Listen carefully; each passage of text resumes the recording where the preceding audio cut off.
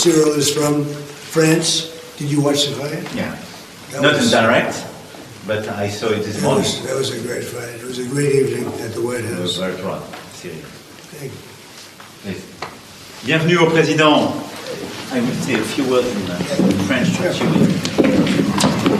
Je souhaitais d'abord accueillir et souhaiter la bienvenue au président Trump, et merci d'être là, un lendemain d'anniversaire et de célébration, et je remercie son équipe, les ministres et ambassadeurs et l'équipe la plus proche d'être là à ses côtés. C'est important qu'on puisse d'abord avoir ce G7 au lendemain d'un accord essentiel qui a été scellé avec l'Iran, pour parler évidemment de nos grandes crises, l'Iran, l'Ukraine, nos guerres, leurs règlements, construire la paix et restaurer la prospérité, mais aussi voir les voies et moyens de coopérer entre nos économies. Et c'est le but du G7, pour améliorer la prospérité, les éléments de coopération dans les différents domaines.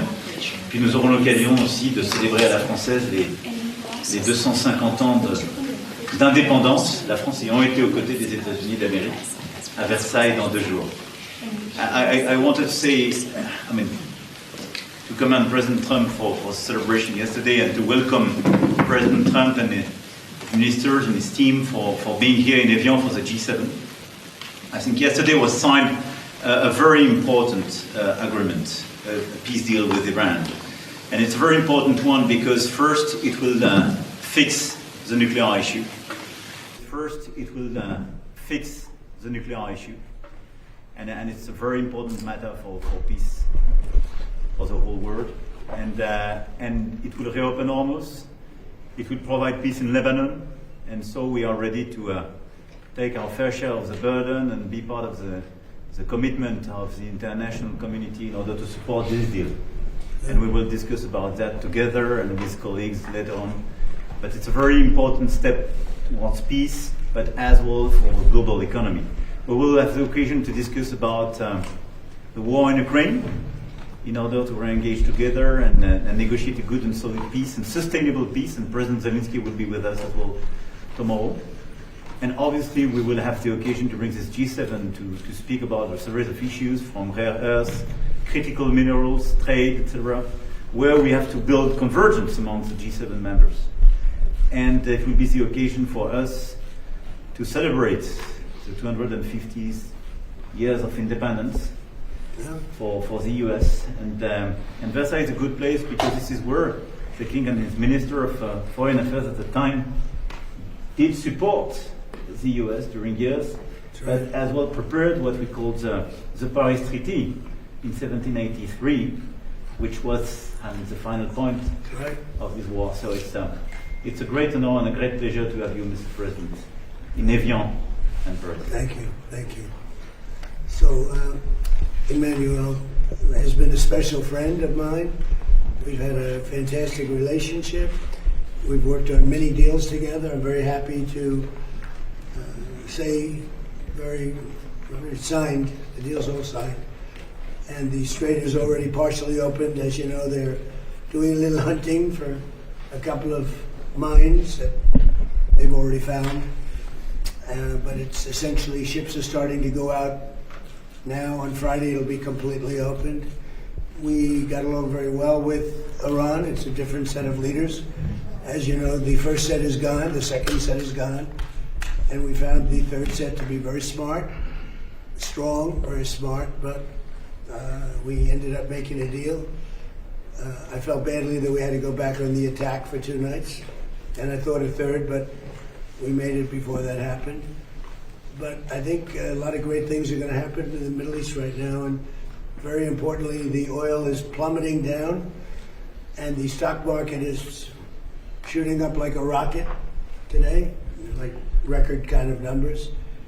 And the oil has taken its biggest plunge, and we're into the low numbers, not quite back yet, Kevin, to the extent, but we're getting close to the numbers we were before it all started. And the main thing is that Iran will not have a nuclear weapon. They fully agreed to that with strong policing powers, and they won't have a nuclear weapon, which is what it was all about, because they probably would have used it if they had it. So we had 2 big moments when they terminated the JCPOA, that was the Obama deal, the Barack Hussein Obama deal. And when I terminated that, it was very important because it was a road to a nuclear weapon. It was a horrible deal for the United States. It was a deal where billions of dollars was given to Iran. It was a deal where 1.7 billion in cash was put on a Boeing 757, I guess, right? But it was put on a big, beautiful Boeing 757. They needed a Boeing 747, to be honest with you, because there was a lot of cash. 1.7 billion was taken out of the banks and given to Iran. And on top of that, tens of billions of dollars was paid. So they tried to bribe them to make a deal, and that didn't work. It never works. And we've done a great job. And hopefully it's going to be a good relationship, and we're going to get along. And if we don't, we go back to where we started, but I don't think that's going to be necessary. The Iran deal that we made is going to bring a lot of success to the world because the oil was really clogged up there for a while. He would call me on occasion and say, "Come on, please, let's go with the oil prices." But the oil is coming way down, so I'm very honored by it. I want to thank you for your help. You've always been a help. And it's an honor to be with you. We had a very good conversation yesterday with President Zelensky and President Putin.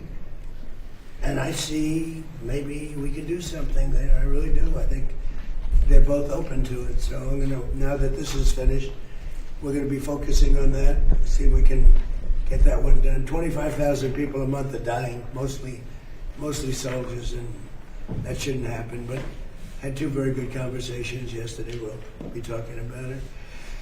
And we had a really exciting, I think maybe one of the most incredible evenings in the history of the White House. We had an evening last night with the fighters, and I was very happy. I called last night, very late last night, to congratulate you because in the heavyweight division, a French fighter won. I don't know, is that maybe more important than the World Cup? To some people it might be. To some people it might be. You have a good team in the world. Yeah. Very good team, but you have good fighters too. And you're a great country, and it's an honor to be with you. Thank you very much. Hey, sir, are you going to try to attend the signing ceremony on Friday? Well, it depends. JD's coming in for it. He was originally going to do it. I'll probably be gone by then. We're having dinner in a day and a half, right? We're going to be staying quite late. So I may be involved, I may not. But JD was coming in for that specifically. Mr. President, when will the text of the MOU be released? I think pretty soon. I would say, I want it to be released because it's a very powerful document. It's not like the Obama document, which was just a terrible document. This is a very powerful document, and I want it to be released. So probably pretty soon. I would say sometime after Friday, because the Strait opens completely. It's open now, but it opens completely. We'll have all the mines knocked out for the most part. We have a lot of lanes right now already. Mr. President. So I think sometime in the very near future, yeah. Mr. President, does the deal involve any sanctions relief for Iran? When would that go into No, it effect? doesn't. Well, they have to. It's really a behavioral thing. If they do what they're supposed to do, that starts taking effect. Monsieur Macron, quel engagement êtes-vous prêt à prendre au nom de la France dans le détroit d'Ormuz pour parler du porte-avions Charles de Gaulle? Mr. President, what do you expect from France and Well, I would love them to do that. I don't think we're going to need much help because we have an agreement where it's going to be open. And it's toll-free. We had a little argument on that. It's toll-free. So I don't think we're going to need much help. But I don't think it's a bad idea to have a ship or two up here from a few countries. You'd be a great country to do it because you never know what happens. But I think it's going to be open, and I think it's going to be free sailing. We do want to see if we can straighten out the Lebanon thing, because it just seems to just never end. And that's a mini version of what we were doing, and it should not be tough. It should not be tough. So Hezbollah, we have to have a little talk with them. When will you actually Je vais juste répondre en français à la question qui a été posée en français. Attendez. sur la contribution. Nous sommes prêts à avoir dès demain des chasseurs qui sont sur place et qui peuvent aider aux missions d'observation, et sous 48 heures des frégates qui peuvent évidemment se déployer, et sous 2 à 3 jours le porte-avions avec les frégates qui l'accompagnent et l'ensemble du groupe. Évidemment, tout ça suppose d'être souhaité et demandé par les États-Unis d'Amérique et l'Iran et Oman, c'est-à-dire les parties prenantes de l'accord et les deux parties, en particulier autour du détroit. Et nous avons agrégé avec les Britanniques une mission ad hoc où d'ores et déjà une vingtaine de pays ont donné leur contribution concrète et ce qu'ils étaient prêts à faire. Et nous sommes 4 à être présents dans la région.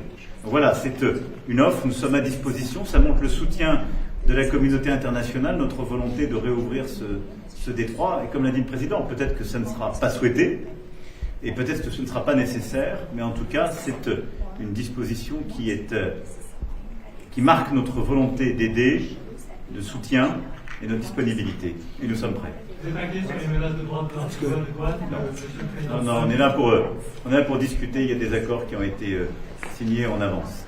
Merci beaucoup. Merci beaucoup. Merci.